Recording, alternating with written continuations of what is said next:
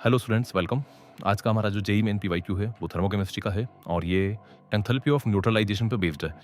ये क्वेश्चन कह रहा है कि 400 ml of 0.2 molar H2SO4 solution is mixed with 600 ml of 0.1 molar NaOH solution. Then increase in the temperature of final solution is what. आपको यहाँ पे और क्या डेटा दिया हुआ है? एक तो H2O के फॉर्मेशन का एंथैल्पी दिया हुआ है -57.1 किलो जूल पर मोल। H2O का स्पेसिफिक हीट कैपेसिटी दिया हुआ है और डेंसिटी ऑफ H2O दिया हुआ है। साथ ही ये बोला है कि दोनों सॉल्यूशंस को मिलाएंगे तो वॉल्यूम चेंज नहीं आएगा। तो इस क्वेश्चन की अप्रोच क्या है उसको समझा रखा हूँ कि जब आप H2SO4 which is a strong acid का न्यूट्रलाइजेशन NaOH से कराते हैं तो पहले से रिएक्शन बैलेंस करेंगे आप।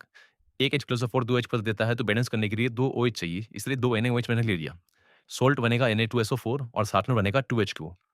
अब यहाँ पे जो इनका अमाउंट दिया हुआ है वो वॉल्यूम दिया हुआ है और मोलरिटी दी हुई है। तो दोनों के वॉल्यूम और मोलरिटी को यूज करके हम उनके मिलीमोल्स निकाल सकते हैं। बच्चों, यह आपको ध्यान रखना है कि molarity into volume in ml is equals to millimoles. तो अब इसके मिलीमोल अपने निकाले तो ये आपके 80 मिलीमोल आपके H2SO4 के आ गए और 60 मिलीमोल आपके NaOH के आ गए। अब यहाँ पे जो LR है लिमिटिंग रिएजेंट वो अगर निकाला जाए तो लिमिटिंग रिएजेंट आपके पास 60/2 30 और 80/1 H2SO4 के लिए मैंने मोल्स अपॉन स्टोइकियोमेट्रिक कोएफिशिएंट कर लिया। तो मेरा लिमिटिंग रिएजेंट आ गया NaOH। अगर NaOH लिमिटिंग रिएजेंट है तो ये डिसाइड करेगा कि H2O का कितना अमाउंट बनेगा। तो बच्चों, अगर इसके मिलीमोल 60 हैं और H2O का और NaOH का कोएफिशिएंट सेम है तो आफ्टर द रिएक्शन H2O के मिलीमोल्स भी कितने फॉर्म होंगे? 60। ये H2O पे इतना फोकस क्यों है? क्योंकि जो हीट है उसकी ही दी हुई है H2O के फॉर्मेशन की।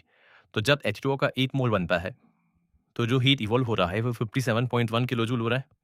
तो अगर 60/1000 मोल अपने H2O के हैं तो उस केस में जो हीट इवॉल्व होगी वो 57.1 इंटू 60/1000 किलो जूल हीट आ जाएगी।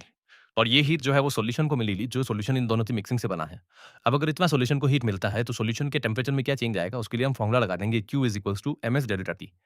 अब बात करें Q की तो Q हमारे पास 57.1 इंटू 60/1000 इंटू 1000 है, किलो जूल को जूल में ले आया।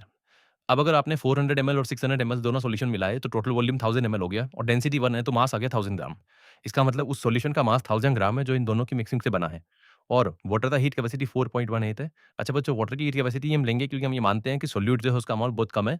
तो मोस्टली जो सॉल्यूशन है वो किससे बना है? H2O से। तो हमने बता दिया mass into specific heat into delta T. और यहाँ से बच्चों आपको डेल्टा टी की वैल्यू मिल जाएगी। तो जब आप डेल्टा टी सॉल्व करेंगे तो ये 0.81 के आसपास कुछ आ रहा है। तो इसलिए इसको 81 इंटू 10 की पावर -2 ले सकते हैं केल्विन में। And this is our final answer. Thank you so much.